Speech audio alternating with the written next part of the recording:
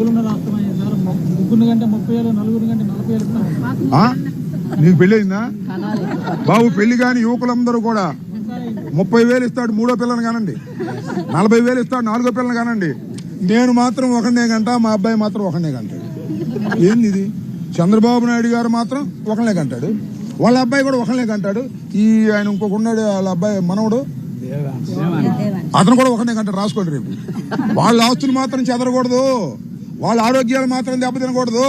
మీరు మాత్రం పెళ్ళైన కొత్త వాళ్ళు అందరూ ఇప్పుడు ఇద్దరు కంటే ఇంకోళ్ళు కానండి 30,000 ఇస్తాడు బాబో, జీవితాంతం బతకొచ్చు.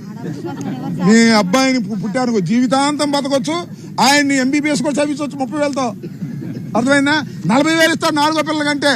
ఇక చూసుకోండి, ఇక 40,000 పెట్టి అమరావతిలో 10 ఎకరాలు కొనుక్కోవచ్చు. ఎంత డబ్బు ఇస్తున్నాడు మీ దుంప దగ్గర? ఏలం పాటు పెట్టాడు. 30,000, 40,000. ఇద్దరు కంటే లేదు, ముగ్గురు కంటే 30, నలుగురు అంటే 40, 5 కంటే 50. ఏంది ఏలం పాట? పిల్లలు కంటానికి ఏలం పాట. నువ్వు మాత్రం ఒకనే కంటావు, మీ అబ్బాయి మాత్రం ఒకనే కంటాడు. ఏందా ఇది? నీకు ఆదర్శం? నీకు అసలు హక్కు ఉందా చెప్పే హక్కు?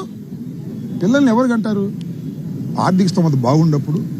ఆర్థిక స్తోమత బాగుండా కనలేకపోతున్నారయ్యా, ఎందుకంటే పెంచడం కష్టమైపోతుంది కాదా? అసలు పూర్వాన్ని స్కూల్లో చేర్చాలంటే ఎంత అవుతుంది? చదివించాలంటే ఎంత అవుతుంది? వాళ్ళ భవిష్యత్తు ఏంటి? ఏం అవసరం? కనండి డబ్బులు ఇస్తాడు. ఎందుకనేది? నీ దుంపదేగా. అందువల్ల మీరందరూ విలేకరులు అందరూ పెళ్ళైన వాళ్ళు ఎవరు ఉంటే యువకులు, ఇద్దరిని కంటే ఆపమాకండి, మూడో వాళ్ళని కనండి. ఇంటికి మిమ్మల్ని కొడతారు.